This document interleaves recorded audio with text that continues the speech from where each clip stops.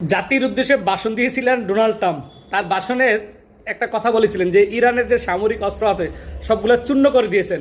কিন্তু বিষয় হলো তিনি যখন ভাষণ শেষ করলেন তার পরবর্তী সময় মানে শেষ করার সাথে সাথে ইরান ও ইসরায়েলকে মিসাইল মেরে দিছে, যেখানে ট্রাম্প বলছেন যে সামরিক অস্ত্র একবার চূর্ণ করে দিয়ে ধ্বংস করে দিছে।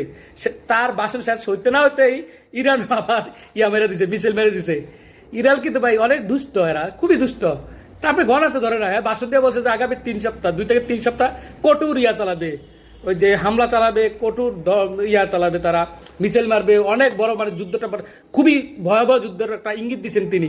কিন্তু ইরান কিন্তু এরাও কম না, এরাও বলছেন আমরাও ছাড় দেব না।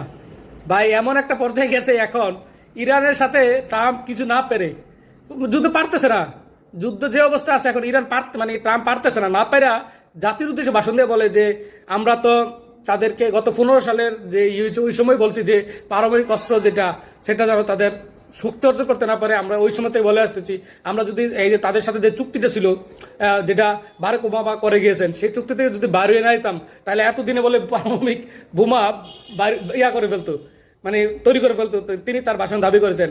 কিন্তু আরেকটা বিষয় হলো ইরানের রাষ্ট্রপতি, তিনি মানে প্রেসিডেন্ট, ইরানের প্রেসিডেন্ট, তিনি কিন্তু কালকে আবার যুক্তরাষ্ট্রের জনগণের উদ্দেশ্যে একটা চিঠি দিয়েছেন, খোলা চিঠি দিয়েছেন।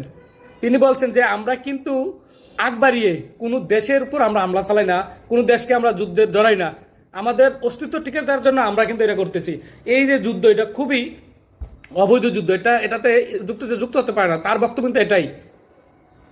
একদিকে ট্রাম্প ভাষণ দিচ্ছে জাতির উদ্দেশ্যে, আর একদিকে ইরানের প্রেসিডেন্ট যুক্তরাষ্ট্রের জনগণের উদ্দেশ্যে খোলা চিঠি দিয়েছে। আপনি বুঝতেছেন খেলাটা কোন লেভেলে চলে, কোন লেভেলে খেলা চলতেছে। ইরান বুঝিয়ে দিচ্ছে ইরানের কাছে এখনো তারা মনে করতেছে পারমাণবিক অস্ত্র নাই, ইরান কাছে তৈরি করছে কি মানে যুক্তরাষ্ট্র খুব ভয়ে আছে। আগামী 2 থেকে 3 সপ্তাহ খুব ভয়াবহ যুদ্ধ হবে, যুক্তরাষ্ট্রের প্রেসিডেন্ট ডোনাল্ড ট্রাম্প বলছেন। কিন্তু ইরানের তো সর্বদিক দিয়ে প্রস্তুত আছেন, সব দিক দিয়ে প্রস্তুত আছেন। ডোনাল্ড আবার বলছে যে আমরা ওই যে হরমুজ প্রণালী নিয়ে এত করলো যে আমরা হরমুজ প্রণালী নিয়ে আমরা তেল, আমাদের তেল ওই দিক দিয়ে আসে না, যাদের তেল এই দিক দিয়ে আসে তারা এটা রক্ষা করবে। মানে বুঝছেন পরাজয় কিন্তু শুরু হয়ে গেছে। আর তিনি বলছেন যে হরমুজ প্রণালীর যদি হয় যে খুলে দিলে তেলের দাম বা গ্যাসের দাম কমে যাবে, এটা ঠিক, খুলে দিলে গ্যাসের দাম বা তেলের দাম কমে যাবে। কিন্তু খুলবে কে? ডোনাল্ড ট্রাম্পের জন্য নিষিদ্ধ, ইসরায়েলের জন্য হরমুজ প্রণালী নিষিদ্ধ। গতকালকে আবার তিনি সৌদি আরবের প্রিন্সকেও ফোন দিয়েছেন, ফোন দিয়া কি বলছেন যুদ্ধ যেন অবসান হয় তার জন্য পরামর্শ চাইছেন। ভাই তিনি চারিদিকে খুলবানি চাচ্ছেন যুদ্ধটা পূর্ব অবসান হওয়ার জন্য।